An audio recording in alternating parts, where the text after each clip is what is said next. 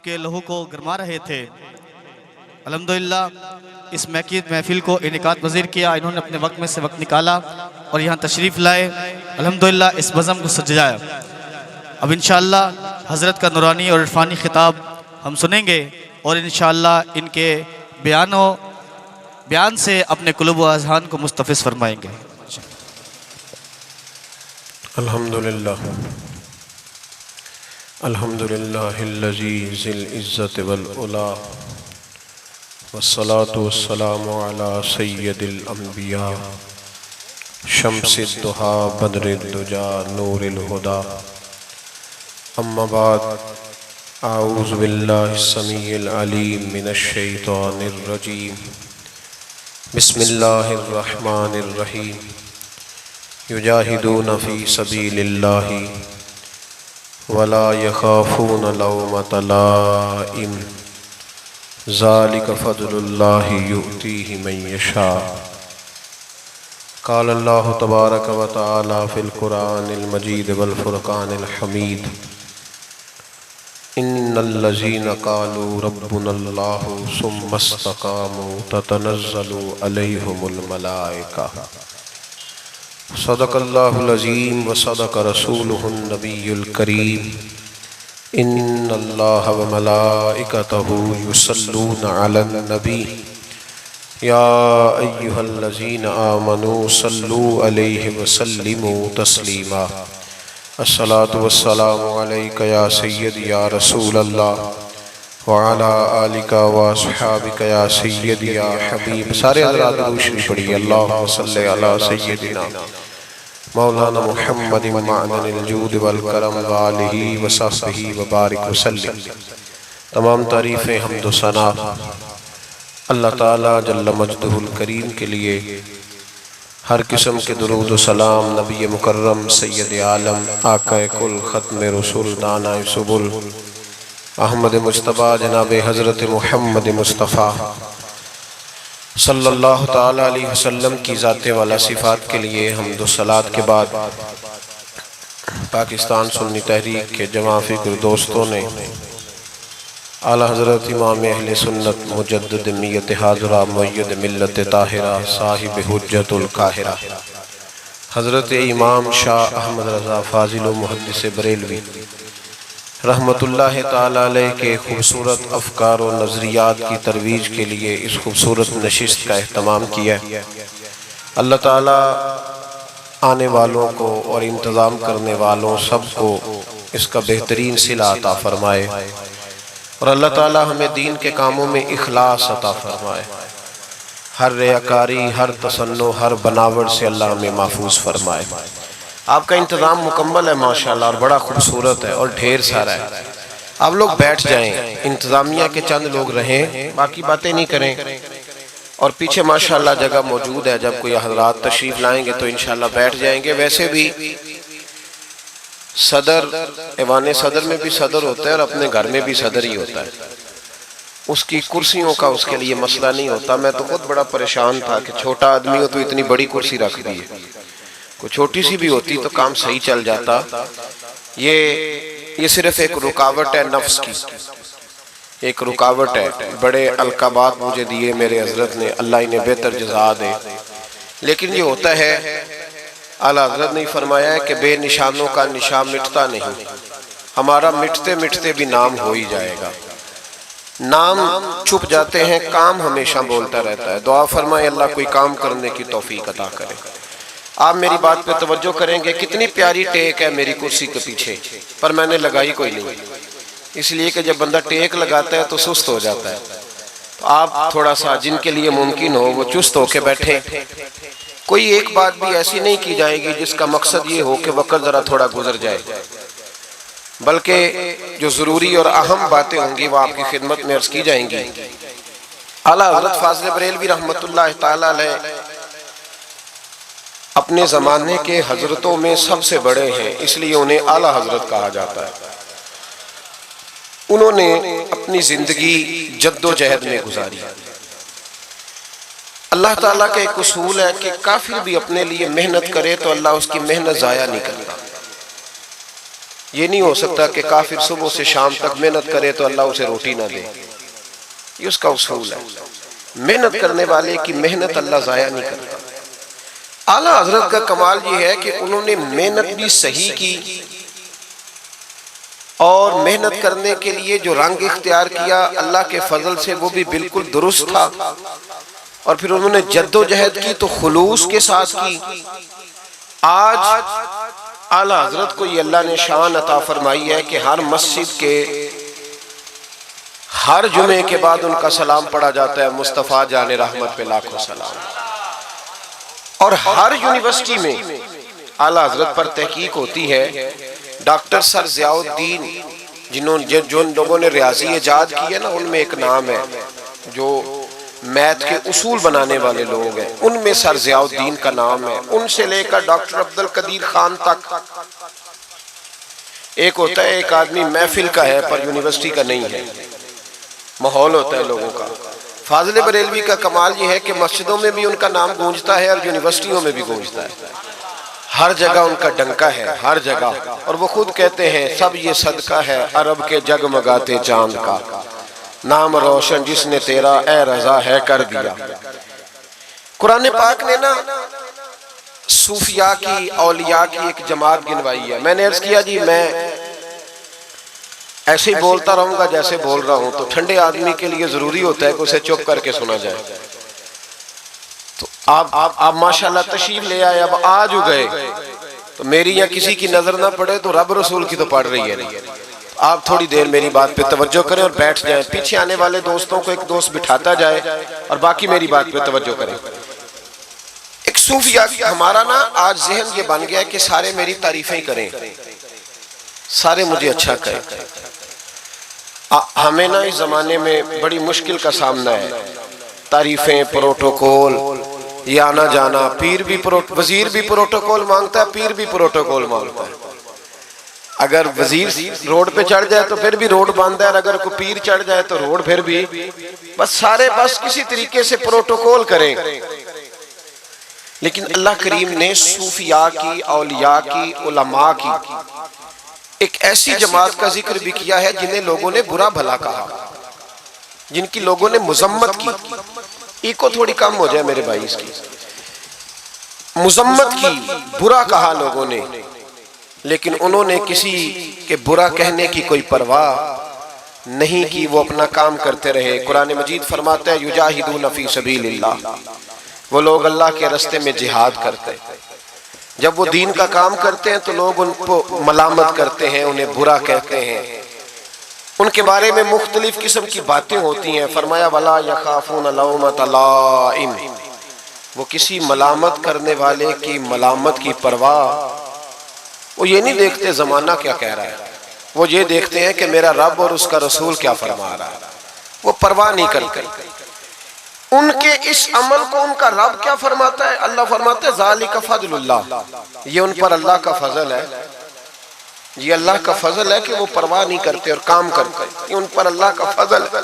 और युतीहि मन यशा, अल्लाह ये फजल उसे देता है जिसे वो पसंद फरमाता है।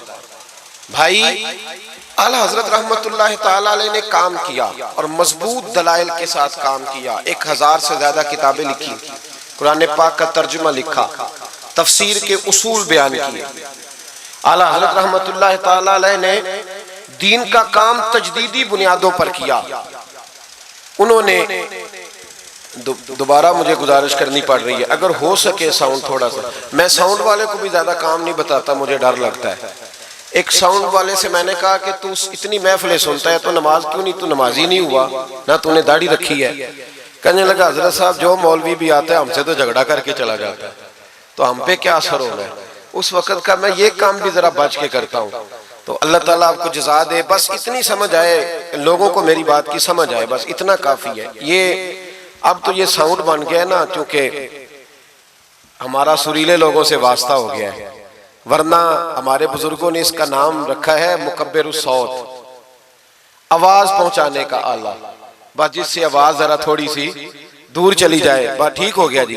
आप हजरात गौर फरमाइएगा, उन्होंने काम किया हर नहज पर। और फिर मजे की बात यह है कि इतनी ज्यादा किताबें लिखी और इन किताबों के साथ शायरी भी की। फतवे के लोग खुश्क होते हैं, फतवा देने वाले लोग खुश्क होते हैं। रोना धोना, किसी की अकीदत करना, मेरी तरह के जो थोड़ा बहुत लफ्ज पढ़ने के काबिल हो जाए, उनका तो मुर्शद भी कोई नहीं होता, खुद ही पीर होते।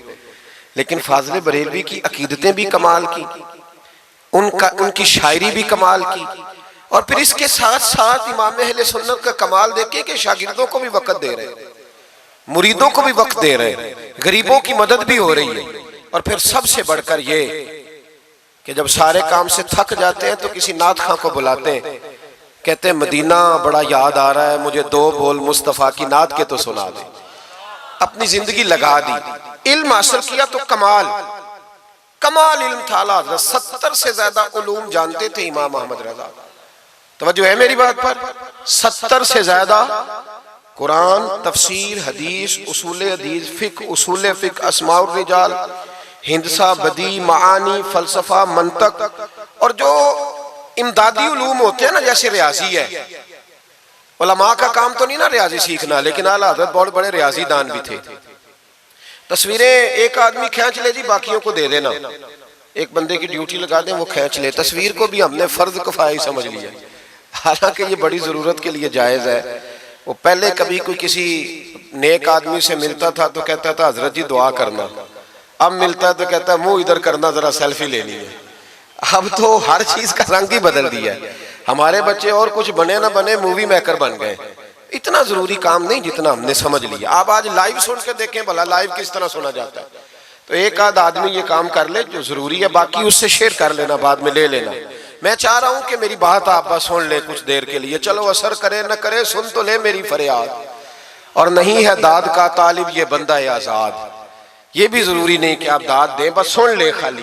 भाइयों, कमाल उलूम उन्होंने हासिल किए। जी मैंने शुरू में अर्ज किया कि जिन लोगों ने रियाजी इजाद किया ना, जिन्होंने लिखा है कि अल जबरे की ये तुकून है, ये ज्योमेट्री के उसूल हैं, जिन्होंने उसूल बनाए फिर जवाब मुरतब किए, उनमें एक नाम है डॉक्टर सर ज़ियाउद्दीन का। उनकी किताबें आज भी यूनिवर्सिटियों में पढ़ाई जाती हैं। ये आदमी अलीगढ़ यूनिवर्सिटी में रियाजी के उस्ताद थे। तो चूंकि ये तैयार कर रहे थे, इजाद कर रहे थे, बहुत सारी चीजें बना रहे थे, तो एक मसले में उलझ गए। पूरे हिंदुस्तान के रियाजीदानों को खत लिखे, जब मसला हल ना हुआ तो इन्होंने इरादा किया कि ऑस्ट्रेलिया जाऊं, वहां एक सुना है बड़ा अच्छा रियाजीदान है, वीजा अप्लाई कर दिया, टिकट बनवा ली। इनके एक कुलीग थे यूनिवर्सिटी में जो इस्लामियात के उस्ताद थे, उनका नाम था सैयद सुलेमान अशरफ बिहारी। वो आला हजरत के मुरीद और खलीफा थे, यूनिवर्सिटी में पढ़ाते थे। तो उनसे मुलाकात हो गई सरे रात। तो कहने लगे शाह जी मैं एक मसले में उलझ गया हूँ रियाजी के, मेरे लिए दुआ करना। तो शाह जी वर्कर आदमी थे, वर्कर बंदे का काम होता है बंदे को काबू करना। शाह जी कहने लगे क्या मसला है? कहने लगे रियाजी का मसला है, तो मैं ऑस्ट्रेलिया जा रहा हूँ बस। शाह साहब कहने लगे ऑस्ट्रेलिया बाद में जाना, पहले मेरे पीर से मिल लो। तो जो मौलवियों के बारे में आज लोगों का ज़हन है, उस जमाने में भी वही था कि इनको क्या पता, मौलवी साहब को क्या पता है जी। वो जो बीए कर लेता है वो दरस निजामी के आलिम से आके पूछता है तुम्हारी तालीम कितनी है। वो खुदा के बंदे, इसने दरस निजामी पढ़ा हुआ है, वो कहता है जी मैं दरस निजामी का आलिम हूं। नहीं वो तो ठीक है, पढ़े हुए कितना है भाई, वो क्या बताए तुम्हें, क्या बात करते हैं साहब, बेटे बैठ बैठ शाबाश। तो आला हजरत के पास वो जब कहा ना कि मेरे पीर के पास चले, तो वो कहने लगे सर ज़ियाउद्दीन के मेरे दिल में ख्याल आया कि मौलवी साहब का रियाजी से क्या ताल्लुक, पर जुबान से मैंने नहीं कहा। अच्छा जी टाइम मिलता है तो चलते हैं। कहते शाह जी फिर अगले दिन मिले स्टाफ रूम में, तो कहने लगे चले फिर आला हजरत के पास। मैंने कहा टाइम मिलता है तो चलते हैं। तीसरे दिन फिर चले, फिर मैंने कहा मैं तो इसको बता के मुसीबत ही गले डाल ली है, ये तो जान ही नहीं छोड़ रहा, अब जाना ही पड़ेगा। कहने लगे कल चलेंगे। वो कहते हैं वही सूटेड बूटेड पैंट कोट जो रिवाज होता है कॉलेज के लोगों का, उसी अंदाज में मैं पहुंचा। असर के बाद हम बरेली शरीफ पहुंचे।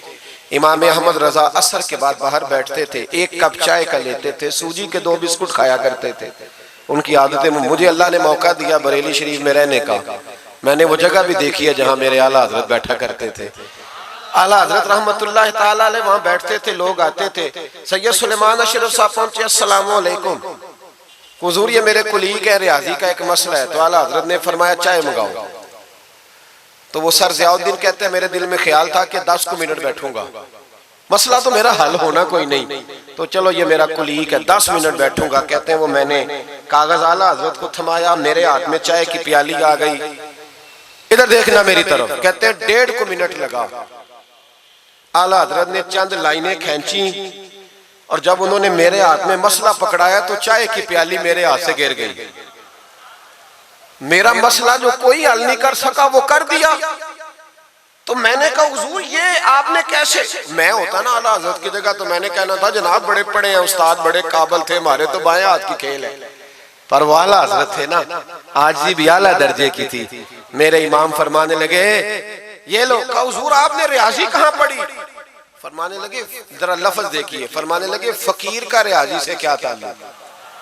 फकीर का रियाजी से, मैं तो रसूलुल्लाह के दीन का छोटा सा तालिब इल्म हूँ, अगर पढ़ूंगा तो या अल्लाह का कुरान पढ़ूंगा या मोहम्मद अरबी का फरमान पढ़ूंगा। मेरा क्या ताल्लुक? वो तो हमारे पास लोग विरासत का मसला पूछने आते हैं कि एक शख्स इंतकाल कर गया तो उसकी बेटी को कितना मिलेगा, तो बेटे को कितना मिलेगा, तो बीवी है तो कितना मिलेगा, और अगर बच्चे नहीं तो बहन भाई को कितना मिलेगा। तो उसके लिए ना मैंने थोड़ी सी रियाजी सीखी थी। हमारा रियाजी से क्या रिश्ता? मैंने तो रियाजी भी लोगों को नबी पाक का दीन समझाने के लिए सीखी है। तो वो शख्स उठ के खड़ा हुआ, आला हजरत के हाथ चूमे और चूम के कहने लगा मौलाना आपको तो नोबल इनाम मिलना चाहिए, लेकिन सच्चे गुलाम थे ना मेरे नबी पाक के। आला हजरत फरमाने लगे तू नोबल इनाम को छोड़, तू चेहरे पे दाढ़ी रख, 5 नमाजें पढ़ा कर, समझ मुझे इनाम मिल गया। तू सच्चा गुलाम बन जाओ हुजूर का, समझ मुझे इनाम। भाई ये उनके इल्म का, फकाहत का ये आलम था। मेरी बात पे तवज्जो करें जी, बातें ना करें। आला हजरत रहमतुल्लाह ताला अलैह इस तरह उलूम हासिल किए। फिर जरा आगे देखिएगा, फिर उन्होंने पहरा दिया सारी जिंदगी, गलत बातें नहीं आने दी। मुसलमान मुतासर बड़ी जल्दी होता है, यूरोप की पक्की सड़कें देख के मुतासर हो जाते हैं, बस थोड़ा सा उसूल सही है तो मुतासर हो गए। तू भी उसूल पे अमल करना ताकि हमारा भी मुल्क अच्छा हो जाए। मसला तो अमल करने का है ना, वो अमल कोई भी नहीं करता, तो बस बातें ही बातें। आला हजरत मुतासर नहीं होते थे, कहते थे काफिर को मुतासर होने वाली चीज है, मुतासर नहीं होते। आला हजरत के जमाने में साइंसदानों ने कहा जमीन घूमती है। आज भी हमारे बच्चे पढ़ते हैं ना जमीन गोल है, जमीन पढ़ते हैं कॉलेजों में। आला हजरत फरमाने लगे पागलो, जब नबी पाक सल्लल्लाहु अलैहि वसल्लम का फरमान मौजूद है कि जब अल्लाह ने जमीन को पैदा किया तो ये कांपने लगी। रब करीम ने पहाड़ बतौरे मीखे बना के इसमें लगा दिए, पहाड़ बतौरे मीखों के किले बना के लगाए, जमीन ठहर गई। जब हुजूर ने कह दिया ठहर गई तो मैं कैसे मान जाऊं घूमती है? हम नबी पाक की बात मानेंगे कि साइंसदान की बात मानेंगे? आला हजरत ने पूरी किताब लिखी है जमीन साकिन है और 521 दलाइल दिए, कुरान की आयात भी, अहादीस भी, और साइंसदानों का जवाब साइंसदानों की जुबान में। वो मुतासर नहीं होते थे, कहते थे हम तौहीद को मानने वाले, हम कैसे मुतासर हो? फिर साइंसदानों ने कहा आला हजरत के जमाने में कि कश से शकल है। समझा तो पा रहा हूं ना मैं आपको अपनी बातें, चले ऐसे ऐसे कर दे थोड़ा सा, मुझे पता चल जाए आपको समझ आ रही है। ये मैं खिलाफ हूँ ये हाथ खड़ा कराने के, और मैं इसके खिलाफ हूँ। मैं समझता हूँ कि संजीदगी भी एक हुस्न है, तो ये काम होना चाहिए, जोश पैदा करता है, लेकिन कसमें नहीं डालनी चाहिए। वो एक नात खां था, एक जगह पे मैं हाजिर था, ज्यादा जगहों पे तो जाता भी नहीं, मुश्किल होता है, तबीयत ऐसी है। तो उसने कहा जेड़े जेड़े ईमानदार हो हाथ खड़े करो। मैं क्या खुदा दे बंदा जेड़ा नहीं चुकता हो कदों बेईमान है। तो ये वैसे भी सुभान अल्लाह, अगर तुझे राजी करने के लिए कहेंगे तो सवाब भी कोई नहीं होना। जी मैनू मजा नहीं आया सुभान अल्लाह को, भाई तेरे लिए कही तो सवाब भी कोई नहीं। ये सवाब उस वक्त होगा जब अल्लाह की रिजा के लिए कहेंगे। तो क्या चक्कर में डाल दिया, बड़े बूढ़े बाबे बेचारे बैठे होते हैं, बेइज्जत कर दिया जाता है महफिल में। आपको ज़ौक़ ही नहीं है जी, आपको पता ही नहीं है। तुम्हें ज्यादा पता है, ज्यादा पता है। एक नकीबे महफिल साहब इसी तरह मैं किसी जगह पे मौजूद था तो जोर लगाने लगे, कहने लगे तुसी बड़े बद ज़ौक़ को बोल दे नहीं। मैंने साथी से पूछा, मैंने कहा कितने पैसे लिए इसने आने के? कहते 40,000। तो मैं उन्होंने आख्या, मैं क्या ना बंदे उन्होंने बेइज्जत कर, तू पैसे लेके मुफ्त आए नहीं सारे, ये तेरे से ज्यादा नहीं है। तो ये बाहर निकले, ये अभी रबीउल अव्वल आएगा तो कोई तमाशा ना लगाना, जमात बदनाम होती है, खबरदार कतन कोई तमाशा ना लगाना। यहाँ बोलियां लगती हैं, जिसकी सुर सीधी है वो पैसे कमा के ले जाता है, और जो आपको 5 नमाजें पढ़ाता है उसकी किताबें सारी जिंदगी पूरी नहीं होती। खुदा का खौफ करो, करो मदह अहले दुवल रजा, पड़े इस बला में मेरी बला, मैं गदा हूं अपने करीम का, मेरा दीन पा रहा है ना नहीं। आप उलमा से बात करें, और नात सुननी है तो मेहरबानी करो, जो डेरा गाजी खां में नात पढ़ता है उसकी भी सुन लिया करो, वो भी हुजूर का जिक्र ही करता है। बस कर दें, ये जमात बड़े संजीदा, ये स्टेज गैर संजीदा लोगों का नहीं है, ये स्टेज अल्लामा अहमद सईद काज़मी का है, ये स्टेज मुहद्दिस आज़म पाकिस्तान मौलाना सरदार अहमद का है, और ये स्टेज मेरे आला हज़रत फाज़िल बरेलवी का स्टेज है। हम किसी को गैर संजीदा काम नहीं करने देंगे, इसलिए मेहरबानी फरमाएं, हक की तरफ तवज्जो करें, हक की तरफ। मुझे एक बच्चे ने आके कहा मेरे अब्बा जी इंतकाल कर गए, मैं बड़ी सारी महफिल कराना चाहता हूँ। मैंने कहा ज्यादा सवाब पहुंचाना है, आप देखोगे थोड़ा? कहता जी ज्यादा ही पहुंचाना है। मैंने कहा जा अपने शहर में घूम, जिस आलिम के पास फतावा रज़विया नहीं उसे खरीद के दे, तेरे अब्बे को ज्यादा सवाब मिलेगा, जा दे जाके। इसलिए कि 18-19 हजार की किताब है, जिस आलिम की तनख्वाह 10 हजार है वो कैसे खरीदेगा? ये वाली नेकी करो। ये किस चक्कर में कौम लग गई? मेहरबानी करें, बाहर आए। इतना नुकसान कर लिया हमने, या आपने कवाल अमीर कर दिए या पीर अमीर कर दिए। पीर और जाली, असली लोगों की बात नहीं करता, जाली पीर। मेरे पास एक बच्चा आया करता था, मैं मजमून पे ही रहूंगा लेकिन ये बातें करनी भी बड़ी जरूरी है। बच्चा आया तो कहने लगा जी वो मेरे हज़रत साहब की ये करामत है, तो मेरे अक्सर आता था तो पीर साहब की करामतें। एक दिन को गलती से तलाक का उसके घर में झगड़ा हो गया, तो मेरे पास आया, कहने लगा मौलाना तलाक दे बैठा हूं। तो मैं कहा पीर साहब ने पूछना सी मसला, पीर साहब से पूछना था। कहने लगे वो कहते हैं ये उलमा का काम है। तो मैंने कहा पीरी मुरीदी जुहला का काम है, मसला आलिम बताएगा और गंदम का तोड़ा कौन लेके जाएगा? जाहिल। बस करें, हजरत सुल्तान बाहू का फतवा है, बांझ इल्मो जो करे फकीरी, वो काफिर मरे दीवाना हो। बस करें, संजीदा लोग बने आप बड़े संजीदा लोग इसलिए आपसे आगे निकल गए कि संजीदगी इख्तियार की। तो मेरी बात पे तवज्जो करना। आला हजरत फाज़िल बरेलवी रहमतुल्लाह अलैह के जमाने में लोगों ने कहा कश्श शकल है जी, वो क्या है? जमीन चीजों को अपनी तरफ खींचती है। ये नजरिया कब बना?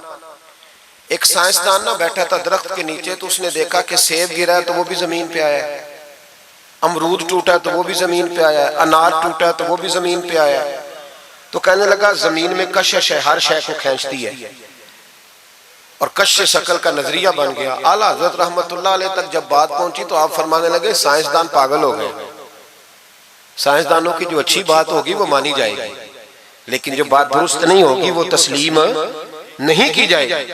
आप फरमाने लगे ये क्या बात हुई कि आधा किलो का सेब तो जमीन ने खींच लिया, अमरूद भी खींच लिया, अनार भी खींच लिया, और गुब्बारे में 1.5 छटाक हवा भर दिया, वो जमीन से खींचा नहीं गया, वो ऊपर उड़ गया है। फरमाने लगे ये कैसा कश्श शकल है? 1.5 छटाक हवा होती है ना गुब्बारे में, वो जमीन से खींचा। आला हज़रत फरमाने लगे असल कश्श शकल नहीं, असल बात यह है कि हर चीज अपनी असल की तरफ लौट जाती है, हर चीज अपनी असल की तरफ। फरमाने लगे हवा की असल ऊपर है तो गुब्बारा उसे ऊपर ले गया। अनार सेब अमरूद जमीन से पैदा हुए थे तो वापस जमीन पे आ गए, वापस।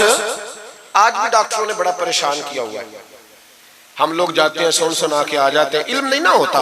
अल्लाह करे हम आला हज़रत को पढ़ने वाले बन जाए, हमें समझ आए हमारे बुजुर्ग हमारा तहफ़्फ़ुज़ कहाँ का। डॉक्टर के पास जाएं, डॉक्टर साहब बच्चा बीमार है, तो डॉक्टर साहब कहते हैं किसी को खांसी तो नहीं घर में, किसी को नज़ला तो नहीं, पहले तो नहीं किसी को बुखार, तो पूरा इंटरव्यू दे लेते हैं भाई उसकी क्या वजह जी, अगर हो तो फिर कहने लगे अगर किसी को बुखार हो तो फिर बच्चे को भी हो जाता है, किसी को खांसी हो तो बच्चे को भी। समझ आ रही है? कहते हैं ना डॉक्टर इस तरह से, ये बीमारी किसी और को तो नहीं फैमिली में। तो मैंने कहा डॉक्टर साहब आप क्या बात कर रहे हैं? नबी पाक सल्लल्लाहु अलैहि वसल्लम ने फरमाया है कि बीमारी मुताद्दी नहीं होती, एक से दूसरे को नहीं लगती बीमारी, एक से दूसरे को। ये सही बुखारी में मौजूद है। नबी पाक सल्लल्लाहु अलैहि वसल्लम से एक शख्स ने कहा हुजूर मेरे ऊंट को खारिश पड़ गई, और वो जो ऊंट खड़ा है उसकी वजह से पड़ गई है। तो क्या मेरे महबूब का समझाने का अंदाज है? मेरे करीम रसूल फरमाने लगे तेरे ऊंट को तो उस ऊंट से खारिश पड़ी है, बता उस ऊंट को कहां से पड़ी थी? तेरे ऊंट को तो वहां से पड़ी, कैसा अंदाज, उसको कहां से पड़ी? बंदा चुप कर गया, कहने लगा यार रसूलल्लाह उसे तो कुदरती पड़ गई है। तो हुजूर फरमाने लगे फिर इसे भी कुदरती पड़ी है। डॉक्टर कह रहा है जनाब खांसी है तो खांसी लग गई, शुगर है तो शुगर। ओ भाई सुन, अगर तू ये कहेगा ना कि एक से दूसरे को बीमारी लगती है, तो जिसकी माँ फालज की मरीज है उसके बच्चे उसकी खिदमत करेंगे? जिसके बाप के वजूद पे रेशा पड़ जाएगा बच्चे करीब जाएंगे कि हमें बीमारी ना लग जाए? इतनी कमजोर। डॉक्टर कहते हैं कजन मैरिज ना करो, बच्चे बीमार पैदा होते, और कौम चुप करके सुन लेते। डॉक्टरों को बताओ कि हम डॉक्टरों पर ईमान नहीं लाए, अल्लाह रसूल पे लाए हुए। हमारा ईमान अल्लाह रसूल पे है, डॉक्टर पे नहीं है। जो सही बात करेगा डॉक्टर वो मानेंगे, गलत बात नहीं तस्लीम करेंगे। ये मेरे आला हजरत की फिक्र है। डॉक्टर कहते हैं कजन मैरिज ना करो, बच्चे बीमार पैदा होते हैं, तो मौला अली और हजरत फातिमा का रिश्ता क्या है? नबी पाक सल्लल्लाहु अलैहि वसल्लम ने खुद अपने सगे चचा की बेटी जनाब उम्मे हानी को दावत निकाह दी थी। कजन मैरिज में कोई मसला होता तो हुजूर ये काम करते थे। कजन मैरिज हो तो बच्चे बीमार पैदा नहीं होते, कजन मैरिज हो तो बच्चे हसन और हुसैन जैसे पैदा होते। इस तरह के नौने हाल अल्लाह ताला अता करता है, उनके तरीकों पर चलने वाले पैदा होते हैं। खुदा का खौफ करो। आप जैसे तैसे, एक मैं रावलपिंडी में था तो एक बच्चा कहने लगा जी मिसवाक के साइंसी फायदे बयान कर दो। मिसवाक के, तो मैंने कहा बेटे साइंस अगर कह भी देना मिसवाक नहीं करनी चाहिए तो हमने फिर भी करनी है। सारी साइंस कहे ना करो तो हम फिर भी मिसवाक, इसलिए कि मिसवाक करना मेरे मुस्तफा का तरीका है सल्लल्लाहु। आला हजरत ने अकीदा तौहीद मजबूत किया। एक और चक्कर है बाबा जी का। बाबा जी सरकार जो एक महीना ना नहाए वो छोटा बाबा, और जो 6 महीने गुस्ल न करे वो बड़ा बाबा। बाबा जी को नमाज नहीं सीधी आती और बाबा जी सरकार बने हुए, हाल ही कोई नहीं, जो अल्लाह के खाते पड़ गए। और बाबा किस्मत का हाल बता रहा है।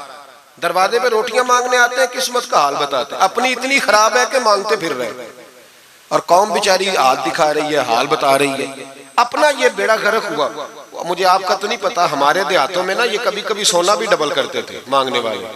यहाँ भी होता है ये काम जी, वो सोना लाओ जी तुम्हारा सोना डबल कर दे। वो पता तब चलता है जब सिंगल भी गायब हो जाता है।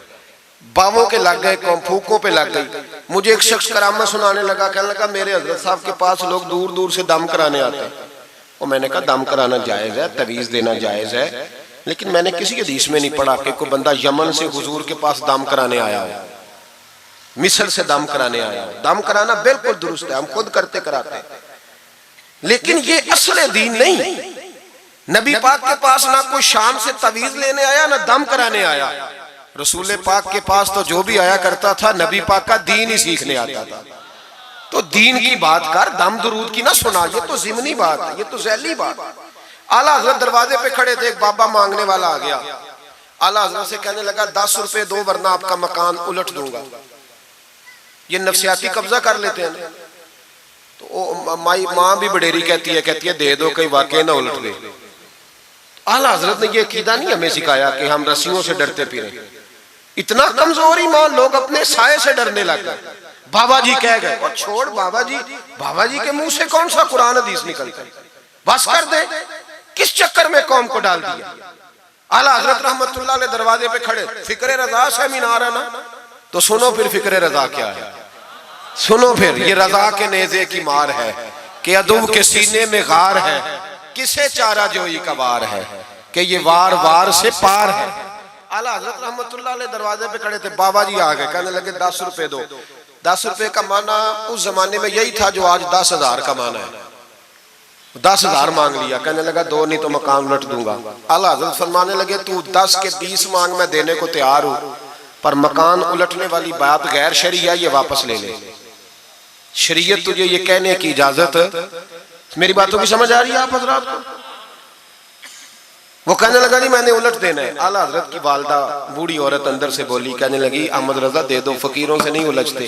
तो आला हजरत फरमाने लगे अम्मा जो सच्चा फकीर हो मैं तो उसके कदमों में बैठने को तैयार हूं, पैर चूमने को तैयार। हम तो निस्बतों पे मर मिटने वाले लोग, लेकिन बात वो करे जो रसूलुल्लाह की शरीयत इजाजत देती है। जिसकी इजाजत नहीं देती हम वो बात करने की इसे इजाजत नहीं देंगे। उसने कहा जी मैंने उलट देना है। इतनी बात हुई तो आला हजरत के जो शहजादे थे ना छोटे, मुफ्ती आजम हिंद मौलाना मुस्तफा रजा खान साहब, वो मकान की दूसरी छत पर, डबल स्टोरी मकान था, तो ऊपर वाली छत पे खेल रहे थे। उनका पैर फिसला, वो गर्दन के बाल अंदर गिर गए, अंदर से शोर उठ गया, बच्चा गिर गया। बच्चा, वो फकीर भी सीधा हो गया, देखा ना, नहीं ना पैसे दिए, तो शहजादे गर्दन के बाल गिरे ऊपर वाली मंजिल से। लेकिन सुन्नियों, किधर खो गए मैं और आप? मेरे आला हजरत का अकीदा सुनो।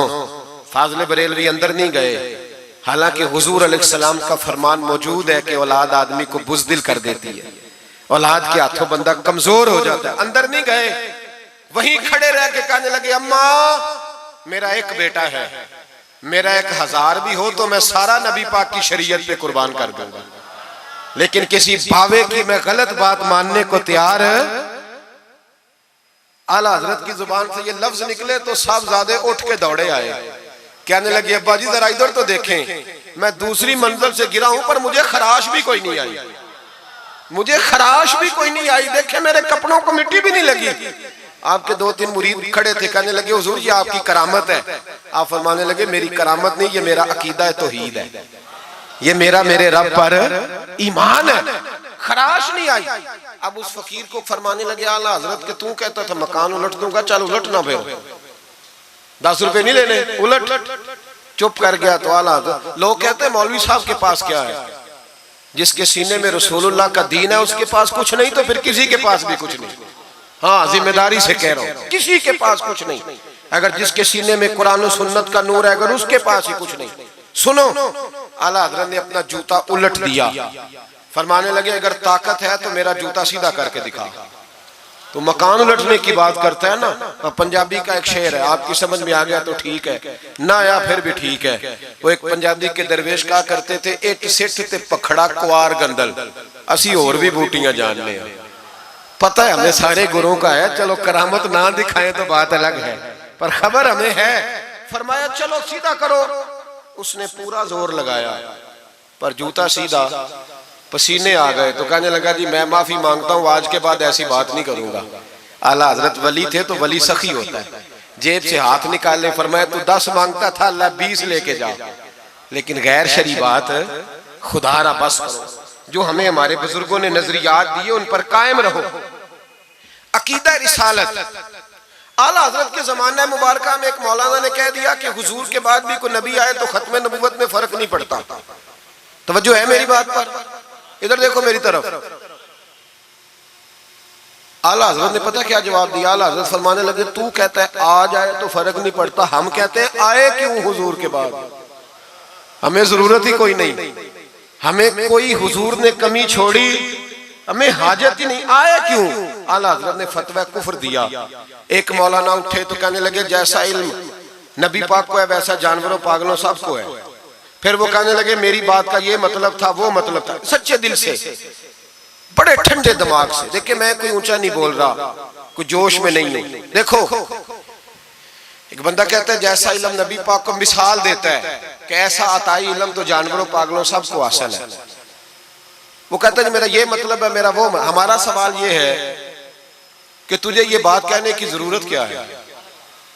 बोले है कोई जरूरत? नहीं तुसी बोल दे नहीं यार, हाँ तो कर दे, है कोई जरूरत? भाई मतलब जो बात में बयान करना है कि ये मतलब था तो वो मतलब था, तो ये बात कहनी चाहिए, क्यों कही? आला हज़रत रहमतुल्लाह अलैह फरमाने लगे, तू पागल हो गया, कुरान नहीं पढ़ता। वअल्लमका मा लम तकुन तअलम, अल्लाह फरमाते हैं महबूब जो आप नहीं जानते थे मैंने सारा ही आपको सिखा दिया है। फरमाया जिसका उस्ताद रब हो उसे कोई कमी रहती है? फरमाने लगे तू ये मिसालें देता है, हमारा अकीदा ये है कि अल्लाह ने गैब के खजानों की कुंजियां ही अपने नबी को अता फरमा दी।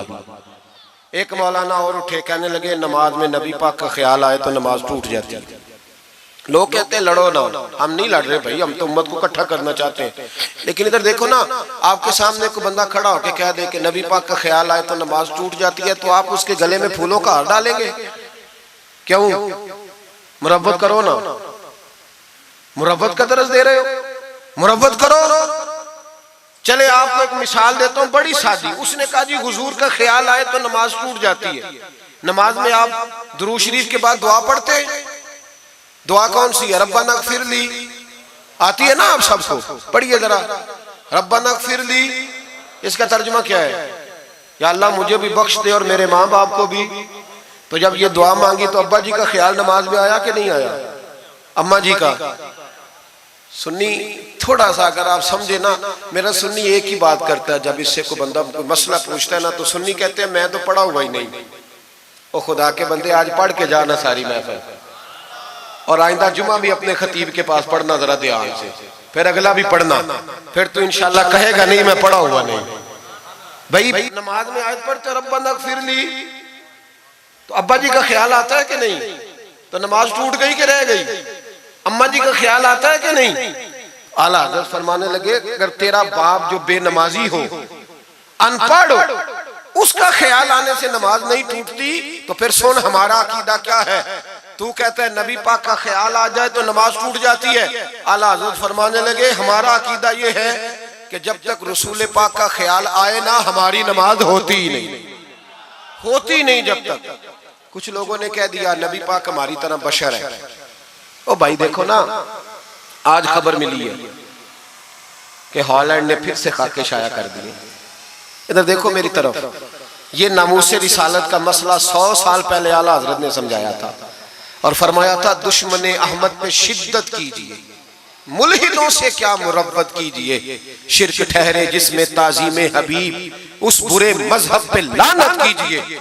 वो जो नामूसे रिसालत की बात तब की थी, फरमाया नादानो आज तो तुम कह रहे हो कि हुजूर हमारी तरह के बशर है, तो जब तुम बशर बनाओगे तो फिर लोग कहेंगे कि सियासतदान का खाका बन रहा है तो इनका क्यों ना बने माज़अल्लाह। उस वक्त आला हज़रत ने कहा था ना ना ये बात नहीं है। आप फरमाने लगे बात यह है कि अल्लाह की सरताब कदम शान है ये, इंसान नहीं इंसान, वो इंसान है ये। कुरान तो ईमान बताता है इन्हें और ईमान ये कहता है मेरी जान है ये। नामूस रिसालत का मसला सारी जिंदगी आला हज़रत ने समझाया और लोगों को बताया कि जान है इश्क मुस्तफ़ा, रोज फुजू करे खुदा, जिसको हो दर्द का मजा वो नाजे दवा उठाए क्यों। आला हज़रत मौजूद थे मदीना शरीफ में। उस जमाने में ना नबी पाक के गुंबद के सामने खजूरों के 2 दरख्त होते थे, खजूरों के 2 दरख्त। शोरा सारे बैठे थे, तो शायर जो होता है ना वो तशबीह देता है बाज़ औक़ात। तो शायर ने शेर कहा, कहने लगा यूं है दरख्त हजरत वाला के सामने। तवज्जो है मेरी बात पर? हुजूर के गुंबद के सामने खजूरों के 2 दरख्त है। शायर ने शेर लिखा यूं है दरख्त हजरत वाला के सामने, मजनू खड़ा हो खैमाए लैला के सामने। आला हज़रत फरमाने लगे ये शेर मेरे नबी पाक की शान के लायक। फरमाने लगे तुमने हुजूर के खैमे को, नबी पाक के गुंबद को लैला का खैमा बना दिया, ये क्या बात है? तो लोग मानते भी नहीं ना, वो भी ना माने। कहने लगे जी इतराज करना आसान है, शेर कहना मुश्किल है, आप बताएं शेर कैसे कहना चाहिए। फरमाया लफ्ज वो कहो जो हुजूर की शान के लायक है, जो शान के लायक नहीं वो लफ्ज न कहो। शेर क्या कहा? कहने लगे यूं है दरख्त हजरत वाला के सामने, मजनू खड़ा हो खैमाए लैला के सामने। आला हज़रत फरमाने लगे गलत है तशबीह। कहा जी आप बता दे। तो आला हज़रत फरमाने लगे सुनो फिर, यूं है दरख्त हजरत वाला के सामने, कुदसी खड़े हैं अर्शे मुअल्ला के सामने। गोया कुदसी खड़े हैं अर्शे। ये फाज़िल बरेलवी रहमतुल्लाह अलैह का अंदाज है। नामूसे रिसालत के बारे में कभी किसी को गुंजाइश, हमारे एंकर टीवी पे बैठ के अभी भी बातें होंगी सवेरे बड़ी, मौलवी जज्बाती है जी, ये कहता है कि गुस्ताखाने रसूल से रिश्ता तोड़ो, और सारे एंकर हमारे बच्चों को खराब करते हैं। कहते हैं जी हुजूर ने तो अपने बेअदब को माफ किया। बिल्कुल माफ किया है, बिल्कुल माफ किया। नबी पाक ने अपने बेअदब को माफ किया है, पर हजरत अबू बकर सिद्दीक ने हुजूर के बेअदब को कोई नहीं माफ किया। हजरत उमर ने हुजूर के बेअदब को माफ, हजरत उस्मान गनी ने माफ, मौला अली ने माफ, इन लोगों ने हुजूर के बेअदब को माफ। लेकिन ना जो मेरी बेअदबी करेगा उसे मैं माफ करूंगा। बेअदबी मेरी करे और माफी मेरे छोटे भाई से मांग ले, उसको हक है माफ करने का, मैंने माफ करना है। क्योंकि बेअदबी ये मोटी बात है, इसको समझ ले। इस इज्तिमा में मैं हुकूमत पाकिस्तान को मशवरा देता हूँ बड़ा बड़ा ठंडा मशवरा देता हूं कि अगर बचना चाहते हो ना तो इनसे ताल्लुक तोड़ लो और इन्हें सख्त जवाब दो, बच जाओगे। वरना जो उनसे रिश्ता नहीं तोड़ेगा वो खुद भी नहीं बचेगा, वो राह में बह जाएगा, वो अल्लाह की पकड़ में आ जाए, उसके लिए मुश्किल हो जाए। खुदारा सख्त जवाब दो, तुम्हें अल्लाह ने मनसब दिया, मौका दिया, सख्त जवाब दो, स्टैंड लो। लोग कहते हैं उलमा की तकरीरों से क्या होता है? हमारी तकरीरों से गाजी इल्म दीन शहीद पैदा होते हैं, हमारी तकरीरों से आमर चीमा शहीद पैदा होते हैं, हमारी तकरीरों से गाजी मुमताज हुसैन कादरी पैदा होते हैं, ये यहाँ से पैदा होते हैं। इसलिए मेहरबानी करें, खुदा का खौफ करें और सख्त जवाब दें और अपने मुसलमान होने का, आप मुसलमान हैं, मुसलमान होने का सबूत दे, सख्त जवाब दे। और अगर वो नहीं मानते तो गुजारा खाने पीने रोटी के बगैर हो जाता है, पर नबी पाक के बगैर नहीं होता। इसलिए मेहरबानी करो, उनको करारा जवाब जाना चाहिए। आप तायीद करते हैं मेरी बात की? सारे हज़रात होना चाहिए ना जी ऐसा।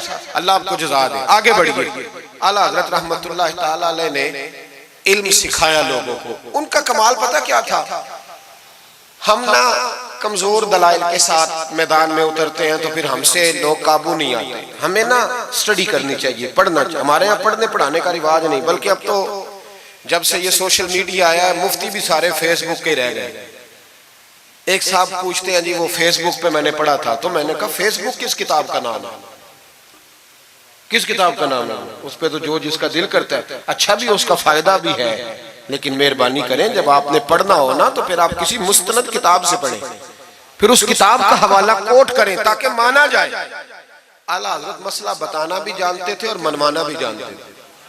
उनकी किसी किताब का कोई जवाब, और जब जवाब नहीं होता तो बंदे गालियां देते, और जब सामने वाला गुस्से में आ जाए तो समझो उलझ गया है। अब दलाइल कोई नहीं तो अब गुस्सा करके भागना चाहता है। आला हज़रत का एक फतवा है, मेरी बातों की समझ आ रही है आप हज़रात को? पीछे वाले जरा कम कम हाँ ना कर रहे हैं, आ रही है जी आप हज़रात को समझ? माशाअल्लाह कोरम भी पूरा हो गया आपका, थोड़ी तवज्जो करें मेरी बात पर। आला हज़रत रहमतुल्लाह तआला अलैह का एक फतवा है। आला हज़रत का फतवा है कि जुमे की जो दूसरी अजान है ना, बाज़ मस्जिदों में खतीब के सामने होती है। फरमाया खतीब के सामने नहीं देनी चाहिए, बाहर दरवाजे पे देनी चाहिए। आला हज़रत का फतवा है। अब मेरी बात भी जरा ठंडे दिल से सुन लें। अगर कोई खतीब के सामने देता है तो अजान उसकी भी हो जाती है, समझ आ रही है? सुबह रटा ना डाल देना अपनी मस्जिद में जाके कि जी उन्होंने तो ऐसे कहा है तो आप ऐसे करते हैं। लोग अपनी इरादा होता है ना लड़ाई करने का, तो बहाना कोई और बना लेते हैं। तो आप कोई किसी का प्रोग्राम हो तो मेरी बात सामने रख के लड़ाई ना करें।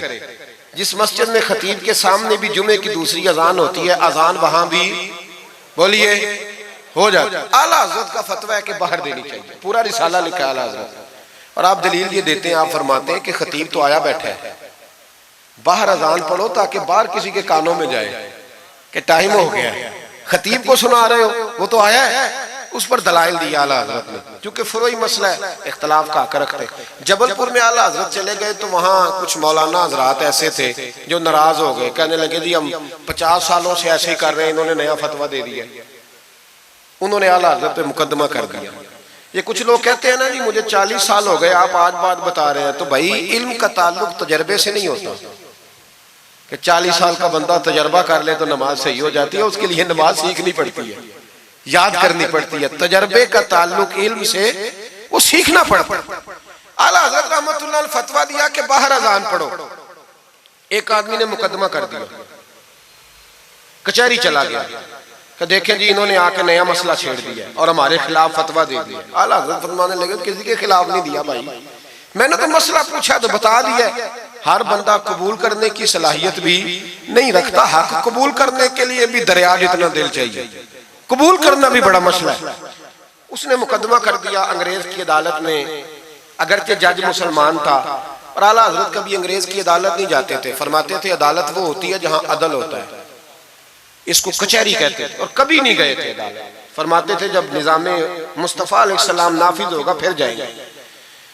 मुखालिफिन ने मुकदमा कर दिया। वो जो सामने आवाज देता है ना जज के, फुला बिन फुला हाजिर हो, हमारे यहाँ तो उसे अदरी भी कहते हैं, हाकर भी कहते हैं, आप पता नहीं क्या नाम देते हैं उसको, क्या कहते हैं जी उसको यहाँ, चले जो भी है।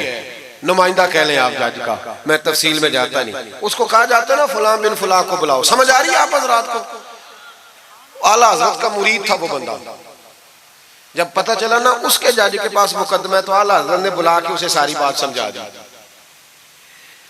वो मुखालिफिन जब कचहरी पहुंचे तो आला हजरत गए कोई ना, वो कहने लगे देखा वो आया नहीं, हम जज साहब को कहेंगे वो तो अदालत को भी कुछ नहीं समझता, देखो ना नहीं आया, जरा मसाला लगाएंगे और जल्दी फैसला होगा। जज मुसलमान था, उसने केस सारा पढ़ा, समझ गया कि मसला यह है कि एक मौलाना कहते हैं अजान खतीब के सामने दो, दूसरे कहते हैं वहां दो। जब बारी आई ना उस केस की, केस पढ़ के ना तो अपने उस नुमाइंदे को कहने लगा मौलाना अहमद रजा बिन नकी अली खां को बुलाओ। उसको आला हजरत ने समझाया हुआ था। उसने पता क्या किया, जज के कुर्सी के सामने खड़े होके तो कानों में उंगलियां दे ली, कहने लगा मौलाना अहमद रजा वल्द नकी अली खां हाजिर हो। तो जज कहने लगा वो बाहर जाके कहने लगा जी यही बात तो मेरे आला हजरत फरमाते हैं, यही तो वो कहते हैं कि उन बाहर जाके खतीब तो आया बैठा है, यही तो वो कहते हैं, यही तो मसला है। तो वो जज उसी वक्त कहने लगा उनको आने की कोई जरूरत नहीं, वो जो भी कहते हैं सही कहते हैं, मसला उनके हक में। मुल्के सुखन की शाही तुमको रजा मुसल्लिम जिस सिमत आ गए हो सिक्के बिठा दिए। ये कमाल था इमाम अहमद रजा फाज़िल बरेलवी। बात कहनी भी आती थी और बात मनवानी भी, मनवा ली अपनी बात। वो उलमा भी बड़े काबिल थे, उन्होंने रुजू कर लिया, कहने लगे जी आपकी बात अकलन भी ठीक है, नकलन भी ठीक है, लिहाजा हम मानने को। पीलीभीत में आला हजरत चले गए। आला हजरत का फतवा है कि मुरीदनियों का पीर साहब से पर्दा वाजिब है जी, याद रहेगा आपको। और आला हजरत का ये फतवा है कि किसी बुजुर्ग की कब्र पे जाना है तो 4 हाथ दूर खड़े रहना है, करीब नहीं जाना। तवाफ करना हराम है कब्र का। बोसा लेने में भी इख्तलाफ है। आला हजरत फरमाते हैं मेरा मसलक ये है कि बोसे से भी बचो। मेरा नजरिया ये है कि बोसा 4 हाथ दूर खड़े रहो। 4 हाथ यहां तक होते हैं, चले आप बालिश कर ले, 4 बालिश दूर खड़े रह के फातिहा पढ़ो। किसने मलंगों को इजाजत दी है कब्रों पे माथा टेकने की, जब आला हजरत मना कर रहे हैं? सारा कुछ उनके खाते में डाल देते हो जिन्होंने सारी जिंदगी लोगों को मना करने में गुजार दी।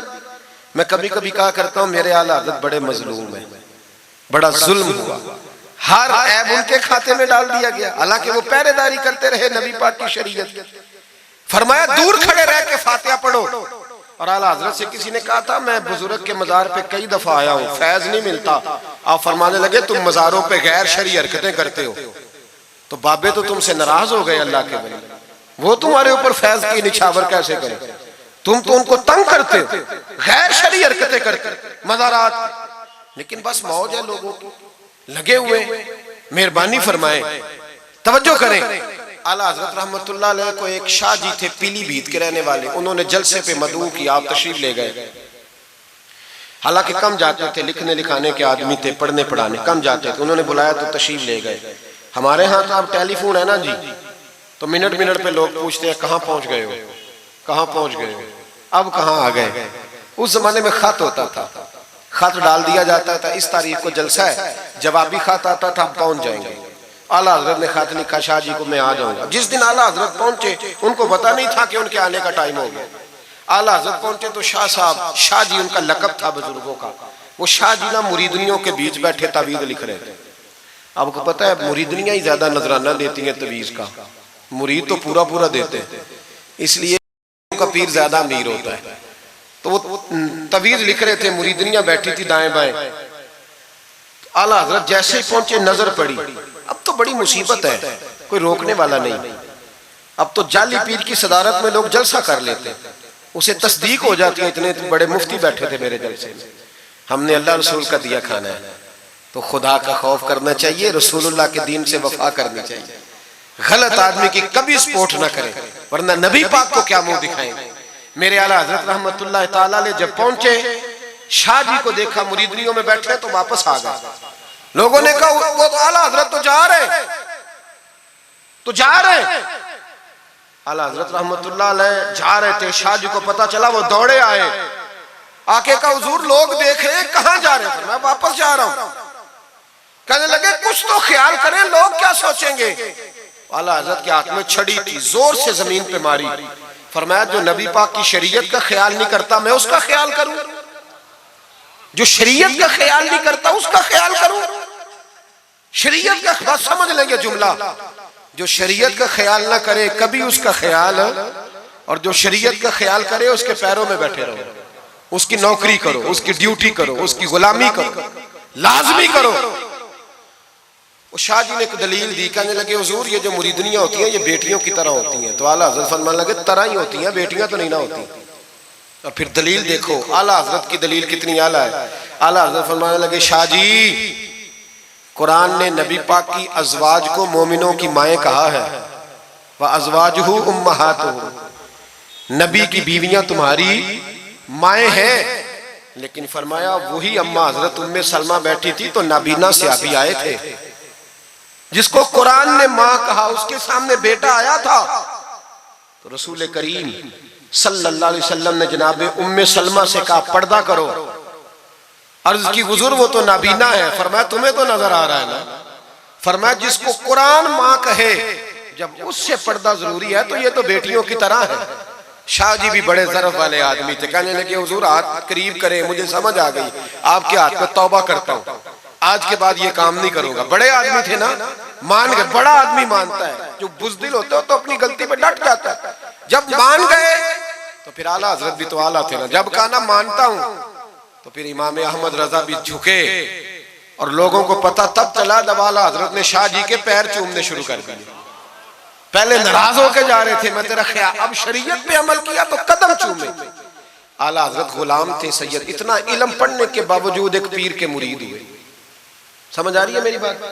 मुर्शिद के मुरीद हुए, इतना इल्म पढ़ने के बावजूद। नौकरी की हम तो जरूरत ही नहीं, जो बंदा 2-4 जमातें पढ़ जाता है वो तो कहता है मैं मुझे पीर अच्छा मिलता ही कोई नहीं जी।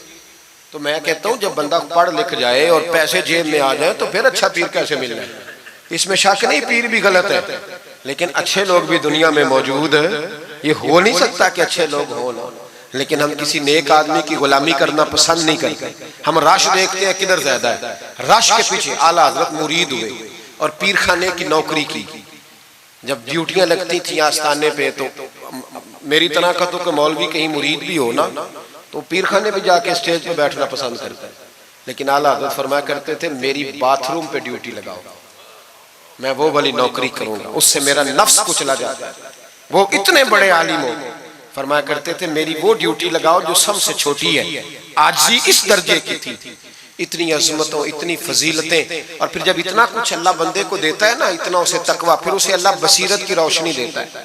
हुजूर फरमाते इत्तकु फिरासतिल मोमिन फइन्नहु यंजुरु बिनूरिल्लाह, मोमिन की फिरासत कल्बी से डरो, वो अल्लाह के दिए हुए नूर से देखता है। आला हज़रत रहमतुल्लाह तआला अलैह, उनके खलीफा थे सैयद नईमुद्दीन साहब मुरादाबादी, तफसीर खजाइनुल इरफान लिखी उन्होंने। सैयद साहब के एक दोस्त थे सैयद दीदार अली शाह साहब, लाहौर में उनका मज़ार है। जब दाता साहब जाए ना तो मुहद्दिसीन के मज़ारों पे भी जाया करें। मलंगों के मज़ारों पे रश रहता है, उलमा की कब्रों पे जाता ही कोई नहीं, वहां भी जाया करो। इन लोगों ने बड़ी खिदमत की है दीन की। हजरत सैयद दीदार और दाता साहब तो फिर देखे ना, उनकी किताब पढ़े। दाता साहब सूफिया के भी इमाम है, उलमा के भी इमाम है, कमाल कर दी। तो मेरे भाई हजरत जनाब सैयद दीदार अली शाह साहब सैयद नईमुद्दीन मुरादाबादी रहमतुल्लाह तआला अलैह के दोस्त थे। सैयद दीदार अली शाह साहब रहमतुल्लाह अलैह मिलने गए सैयद नईमुद्दीन साहब से, तो सैयद नईमुद्दीन साहब तैयार थे बरेली शरीफ जाने के लिए। सैयद नईमुद्दीन साहब बरेली जाने को तैयार थे। उम्र में भी आला हजरत से बड़े थे दीदार अली शाह साहब। तो कहा दीदार अली शाह, और मुरीद और खलीफा भी किसी और के थे, सैयद शाह फजलुर रहमान गंज मुरादाबादी रहमतुल्लाह अलैह के मुरीद और खलीफा। कहने लगे चल यार मैं बरेली शरीफ जा रहा हूँ, आला हजरत से मिला के लाओ। तो दीदार अली शाह साहब ने अजराए मोहब्बत, दिल लगी में नहीं बंदा बात करता, कहने लगे मैं किसी के पास क्यों जाऊं, मैं खुद बहुत बड़ा आलिम हूं।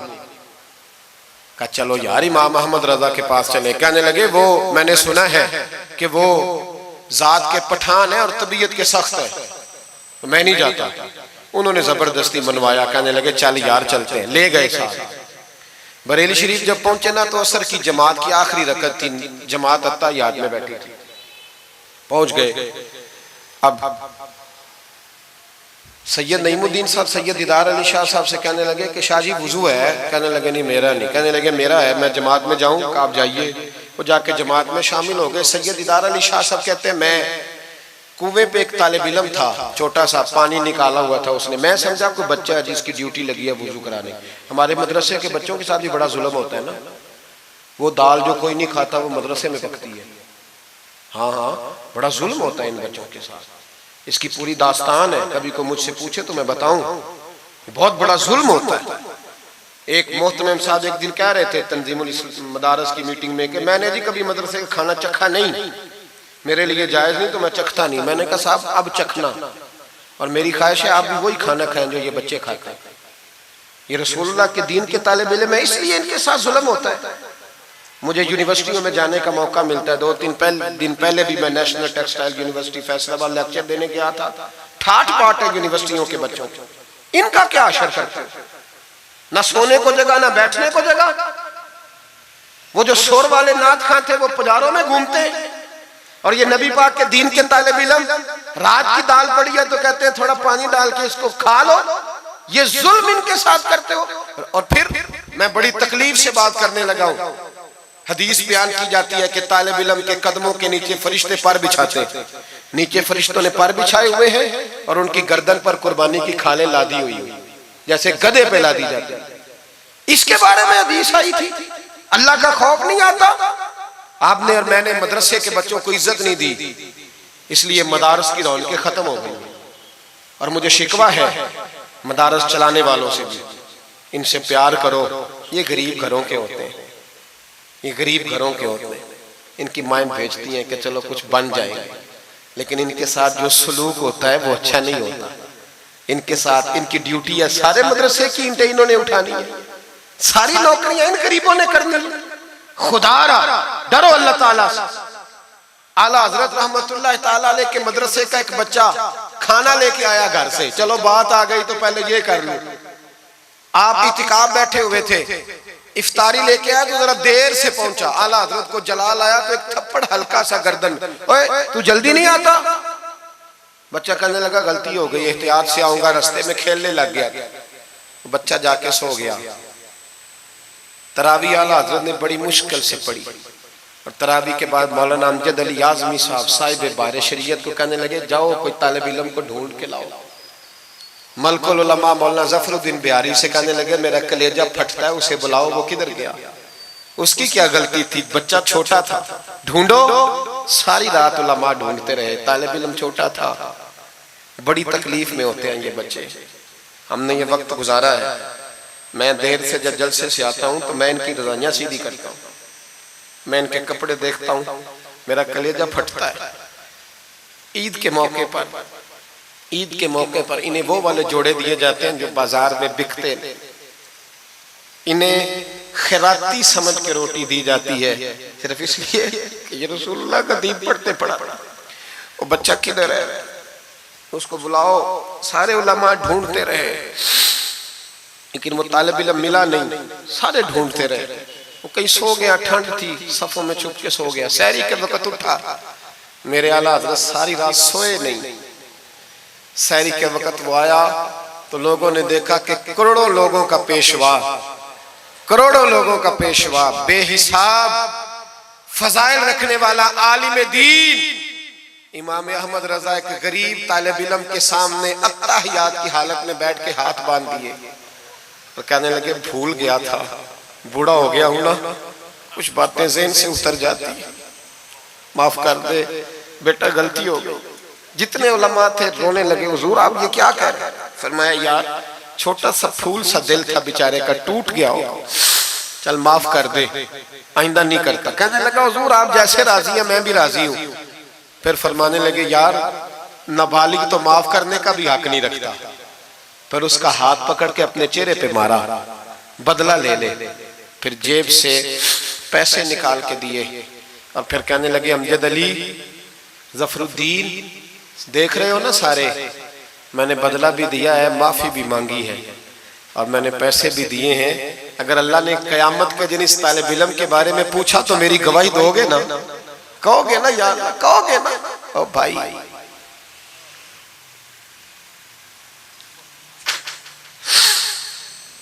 एक कमाल था मेरे आला हजरत रहमतुल्लाह। आलिम वो होता है कि जिसके पीछे 4 गाड़ियां आगे और 4 पीछे हो, पीछे हट जाओ पीछे हट जाओ, वो मुर्शिद होता है।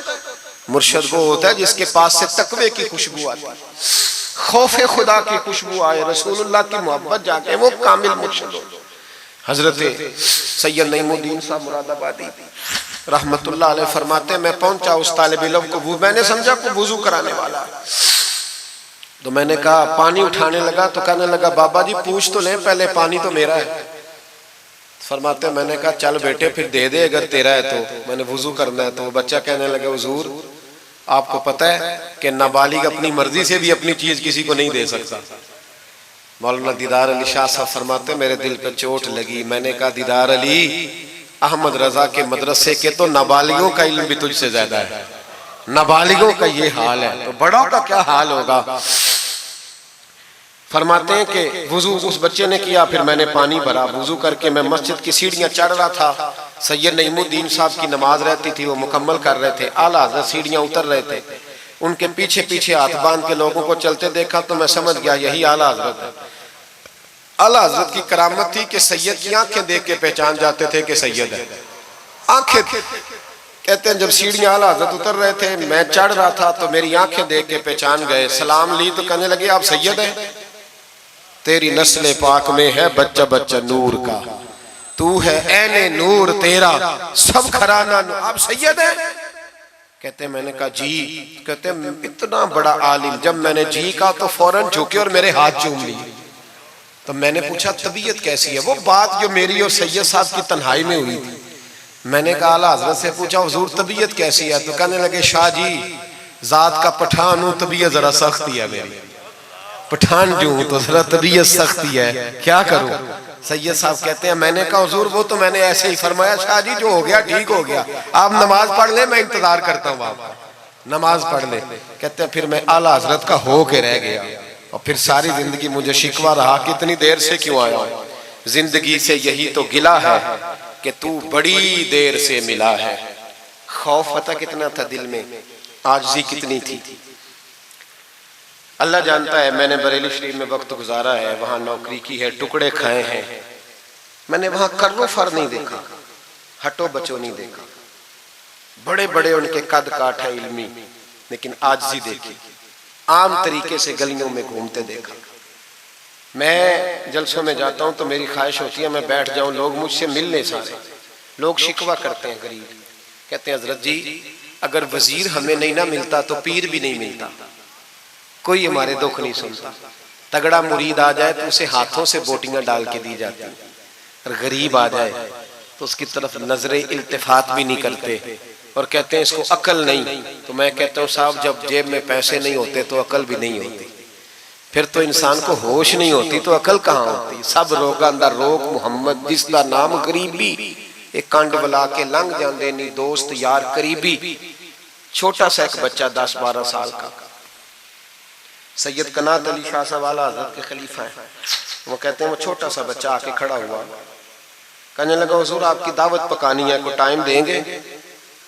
आला हज़रत अभी कुछ कहने लगे थे, कहने लगा हुजूर मैं यतीम हूँ, अकेला हूँ, सिर्फ मेरी अम्मा है, मिलेगा टाइम। तो आला हज़रत फरमाने लगे तुझे नहीं टाइम देना, चुप कर गया, फरमाने लगे मैंने नहीं तुझे टाइम देना, तूने मुझे देना है, बता बेटे कब आऊं। कहने लगा कल जोर के बाद आ जा।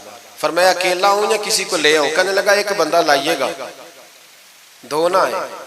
सैयद कनात अली शाह साहब को आला हज़रत ने साथ लिया, उस बच्चे के घर जोर के बाद पहुंचे, दरवाजे पे दस्तक दी तो कहने लगा जी आ गए आप, में आया। एक बोरी एक टाट अंदर से लाया और बाहर गली के दरवाजे पे बिछा दिया। कहने लगा हुजूर घर में कमरा एक ही है और आप पर्दे के पाबंद हैं, तो मेरी अम्मा है घर में, यहीं बैठना है। फरमाया बेटे हम तेरे मेहमान है, जिधर तू कहेगा बैठ जाएंगे। फाज़िल बरेलवी बैठ गए। आला हज़रत बीमार रहते थे, डॉक्टर ने कहा सख्त ग़िज़ा नहीं खाना, तो आप सूजी के बिस्कुट दोपहर में असर के बाद थोड़े लेते थे। वो बच्चा दाल पका के लाया तो बूढ़ी अम्मा ने पकाई, कुछ पक्की कुछ कच्ची, बाजरे की मोटी रोटियां और गली में ला के रख दी। बरेली के इमाम ने यूं खाई जैसे को बड़ी आला ग़िज़ा हो। कहते पहली सैयद कनात शाह साहब कहते पहली दफा इतना खाना खाया, 1.5 रोटी खा गए। तो फरमाने लगे, मैंने कहा हुजूर मेहरबानी करें थोड़ा खाएं, ये तबीयत आप तो खाते ही नहीं तो आपकी तबीयत परेशान होगी। फरमाया चुप कर, अपनी सेहत देखूं कि गरीब और यतीम का दिल देखूं। फरमाया देखना मासूम सा दिल है, टूट जाए खाने में। कहते खोल के खाया, पर वो बाहर चाय भी लाया, चाय पी। फिर आला हजरत ने कुछ नजराना निकाल के दिया, फरमाया ये तोहफा रख लो, कुछ पैसे भी दिए। कहा इजाजत है जाऊं? कहा जी ठीक है जाएं। सैयद साहब कहते हैं जब हम आ रहे थे तो मैंने आला हजरत को, हुजूर ये आपने क्या कि अगर बीमार हो गए? तो कहने लगे शाह जी चुप कर जाओ, अगर मेरा दिल फटता हो तो मैं आपको चीर के दिखाऊं, जितना सुकून अल्लाह ने मुझे आज अता किया है पहले कभी नहीं मिला, कभी नहीं मिला। इस गरीब के पास जा, मेरे आला हजरत के अफकार थे, नजरियात थे, वो सारी जिंदगी रसूलुल्लाह का गुलाम बन के रहे, शरीयत की पासदारी की, और उसके साथ साथ वो अल्लाह के वलियों की गुलामी करते। कुछ सैयदजादा आ जाता तो आला हजरत रहमतुल्लाह अलैह उठ के मिलते, ताजीम करते। वो औलिया अल्लाह के लेकिन सच्चे वली के गुलाम। मेरी ये बात याद रखें, सच्चा बंदा मिल जाए तो उसके बारे में कभी बेअदबी सोचे भी ना, सोच दिल में भी ना लाए। लेकिन जो शरीयत का पाबंद ना हो, आप इन लोगों की मार्केट डाउन करेंगे, ये सही हो जाएंगे, ये सही हो जाएंगे। हमारे यहाँ चल जाता है, जो भी आ जाता चल जाता। इमाम साहब की दाढ़ी इतनी छोटी हो वो नमाज नहीं पढ़ा सकते, पीर साहब चल जाते हैं, नाथ खान भी चल जाता है, नकीबे मजलिस भी चल जाता है, सिर्फ इमाम पे पाबंदी है कि थोड़ी छोटी आ जी, हालांकि नहीं होनी चाहिए, दाढ़ी पूरी होनी चाहिए। आपसे मेरी ये गुजारिशात है, आला हज़रत के पैगाम को समझें। एक छोटा सा वादा लेना है, जिस मस्जिद में कंजुल ईमान नहीं वहां एक हदियतन खरीद के रखवा दें, रखवा देंगे इंशाअल्लाह ताला। महंगी बात बता दी है मेरे ख्याल में, आप चुप कर गए, रखवा देंगे कुरान शरीफ। और जिसके पास 10 रखवाने की तौफीक है वो 10 रखवा दे, और अपने उलमा को आला हज़रत की किताबें खुद खरीद कर पहुंचाएं, लाइब्रेरियों में रखवाएं, उनका पैगाम आम करें, लोगों को दें और तलकीन करें कि इसे पढ़ें। जो सोशल मीडिया इस्तेमाल करने वाले हैं वो उलमा से ले लें, आला हज़रत के फतावा जात, वो उसको आगे शेयर करें, उनकी बातें आगे पहुंचाएं, अपनी अपनी जिम्मेदारी का एहसास करें। नमाजें 5 मस्जिद में बाजमात पढ़ें।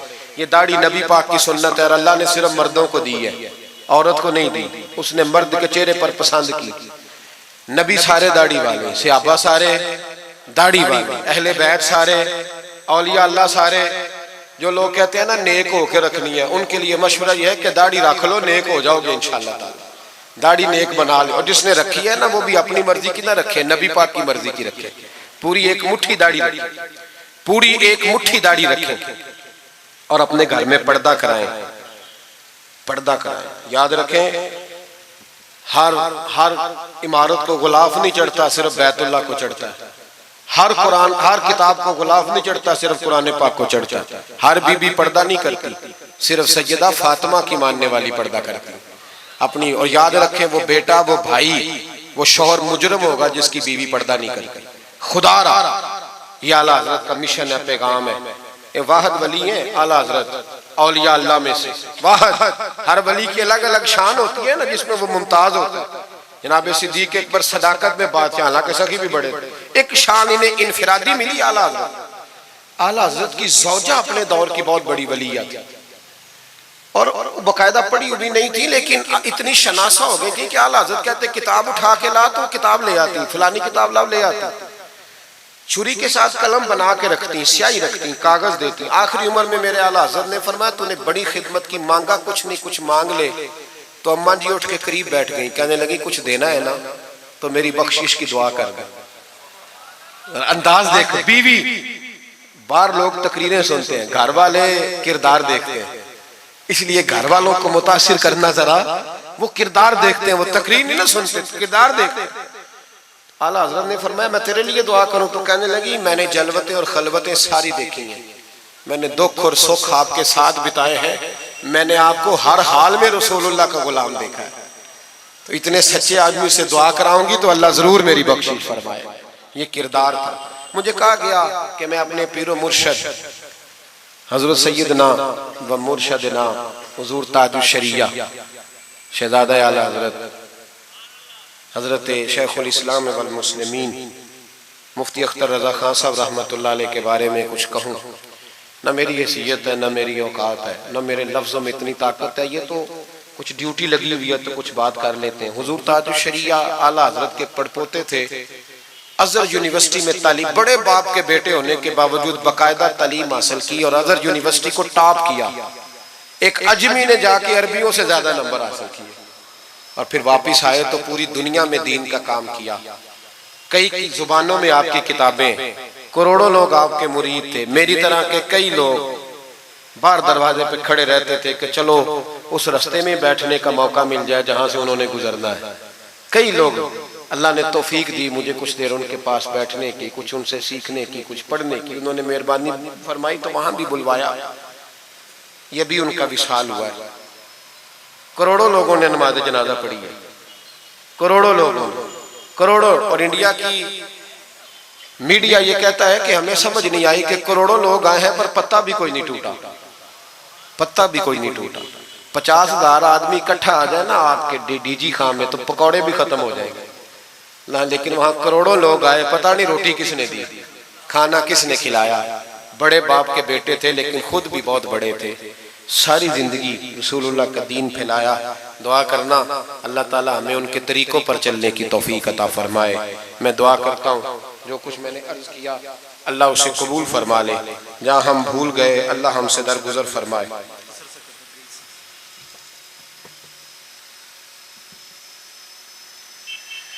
आप मुझसे अगर कहेंगे तो फिर सोशल मीडिया पे तो बड़ी बातें कौन कौन सी बयान करूंगा। तो बहरहाल हजरत इब्राहीम अलैहिस्सलाम के बारे में कुछ कहने को कहा गया। हजरत इब्राहीम अल्लाह के दोस्त है। वत्तखज़ल्लाहु इब्राहीम खलीला, अल्लाह के खलील है। यारों के यारों पर बड़े मान होते हैं, बड़ा प्यार होता है। फरिश्तों ने एक दफा शिकवा किया था कि या अल्लाह तूने यार बनाया है, उनके पास बड़ी बैल, बड़ी गाय, बड़े तूने ऊंट दिए हैं, बड़ी बकरियां दी हैं, तो यार तो उन्होंने बनना ही था। तो रब करीम ने फरमाया जाओ इम्तिहान कर लो। तो एक फरिश्ता आके ना फसल में बैठ गया, जैसे बड़ी फसल होती है ना कमाद की, तो वो जिक्र करने लगा अल्लाह ताला का। कोई भी जिक्र, सुबहान अल्लाह व बिहम्दिही सुबहान अल्लाह, मुख्तलिफ रिवायतों में मुख्तलिफ लफ्ज में। हजरत इब्राहीम को सुना तो बड़ा मजा आया, तशरीफ ले गए ढूंढते ढूंढते। तू जिक्र कर रहा था कहाँ? फरमाने लगे फिर जिक्र सुना मुझे मेरे रब का। कहने लगा पहले मर्जी से कर रहा था, अब आपकी मर्जी है तो पैसे लगेंगे। क्या लेगा? कहने लगा सारे ऊंट ले लूंगा। फरमाया तेरे हुए ना इल्मा विच फसा सानू, तू यार दी गल सुना सानू। तो हजरत इब्राहीम अलैहिस्सलाम ने सारे ऊंट दे के जिक्र सुना। थोड़ा और करो। तो फरिश्ता कहने लगा सारी गायें ले लूंगा फिर करूंगा। फरमाया तेरी हुई, तेरी। कहा जनाब सुनाता हूं। सुनाया। थोड़ी देर के बाद कहने लगे और जिक्र करो। कहने लगा सारी बकरियां ले लूंगा। फरमाया तेरी हुई। ये जिक्र का भी एक नशा है, यार की बात का भी एक नशा है, ये नात की भी एक लज्जत है। ये जब लग जाती है तो फिर रोज दिल करता है, रोज। फरमाया सारा कुछ तेरा हुआ। जब सब दे बैठे तो कहने लगे थोड़ा और सुना। कहने लगा आप क्या दोगे? तो आप फरमाने लगे जानवर संभालने के लिए तुझे किसी की मदद की भी तो जरूरत है ना, तो मुझे रख ले, मैं तेरी मदद करता रहूंगा, तो मुझे रब का जिक्र सुनाते रहेगा। तो हजरत इब्राहीम अलैहिस्सलाम ने जब फरमाया तो फरिश्ता कहने लगा ऐ अल्लाह तूने सही बंदे को खलील बनाया, ये इस काबिल है कि तेरा खलील। आप भी मेहरबानी करें, कुछ दे अल्लाह के रास्ते में, कुछ दे अपने इदारों की, मदारस की, मसाजिद की, गरीबों की, यतीमों की मदद करें ताकि अल्लाह की खिल्लत का मामला हो। औरतों के महफिल मिलाद के बारे में पूछा गया। औरतें मिलाद करेंगी, घर के अंदर करें, लेकिन गुजारिश ये है कि आवाज मर्दों तक न जाए और सिर्फ खवातीन का इज्तिमा हो, उसमें मर्द ना हो। कोशिश करें औरत की आवाज का भी पर्दा है तो वो इस तरह महफिल मिलाद करें कि ज्यादा से ज्यादा बापर्दा रहे, लेकिन जाना चाहिए, शरीक होना चाहिए। जाएंगी तो दीन का पता चलेगा। अल्लाह ताला तौफीक अमल अता फरमाए। हमेशा मिदहत खैरुल अनाम में गुजरे। दुआ है ये उम्र दरूद व सलाम में गुजरे। आखिर दावाना अनिल हम्दुलिल्लाह।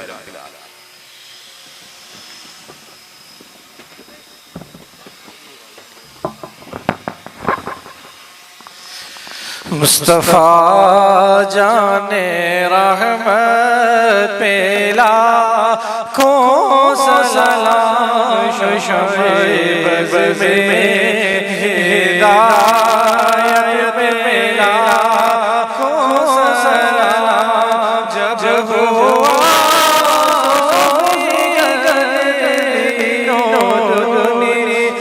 का चांद आया खलवत से जलवत में असरा का चांद निकला जिस वक्त मसूदे बदहा का चांद सुहानी घड़ी चमका तैबा का चांद उस दिल अफरोज साथ पे लाखों सलाम मुस्तफा जाने रहमत पे लाखों सलाम किस्साए तू रो मेराज समझे कोई फर्क मतलूब तालिब का देखे कोई बेहोश जलवों में गुम है कोई किसको देखा ये मूसा से पूछे कोई आँख वालों के हिम्मत में लाखों सलाम मुस्तफा जाने रहमत में लाखों सलाम भूखे प्यासों का गम किस कदर दिल में था आ गया साइल मुँह का निवाला दिया बादशाहों ये शाही तो देखो जरा कुल जहां मिलके और जो गिरो उस शिकम की क़नाअत पे लाखों सलाम मुझसे खिदमत कुदसी कहे हाँ रज़ा वो रज़ा आला हज़रत बरेली के शाह जिनकी घर घर अदा सुन्नते मुस्तफा डालती क़ल्ब में अज़मते मुस्तफा जिसका सुन्नी मनाते हैं यो मेरा उस इमाम अहले सुन्नत लाखों सलाम मुस्तफा जाने रहमत पे लाखों सलाम।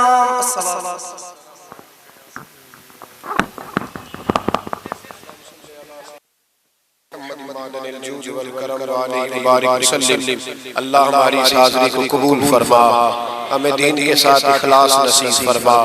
मालिक करीम हमारे गुनाहों को माफ़ फरमा, हमारी गलतियों से दरगुजर फरमा, हमें इल्म नाफ़े अता फरमा, अमल सालेह अता फरमा, सजदों का ज़ौक़ अता फरमा, इबादत का शौक़ अता फरमा, मस्जिद का प्यार अता फरमा, कुरान पाक से मोहब्बत अता फरमा, दुरूद व सलाम की तौफीक नसीब फरमा, आलम इस्लाम के हक़ में रहमत वाले फैसले फरमा, बर्मा के मजबूरों की मदद फरमा, कश्मीर और फ़लस्तीन के मजलूमों की मदद फरमा, पाकिस्तान को इस्लाम का मजबूत किला बना। ऐ अल्लाह दीन का बोलबाला फरमा, गुस्ताखान रसूल का मुंह काला फरमा, मुसलमानों को गैरत ईमानी और जज्बा जिहाद अता फरमा, शौक़ शहादत नसीब फरमा। या अल्लाह जिन दोस्तों ने ये खूबसूरत बंदोबस्त किया है उन्हें बेहतरीन जज़ा अता फरमा, जो तशरीफ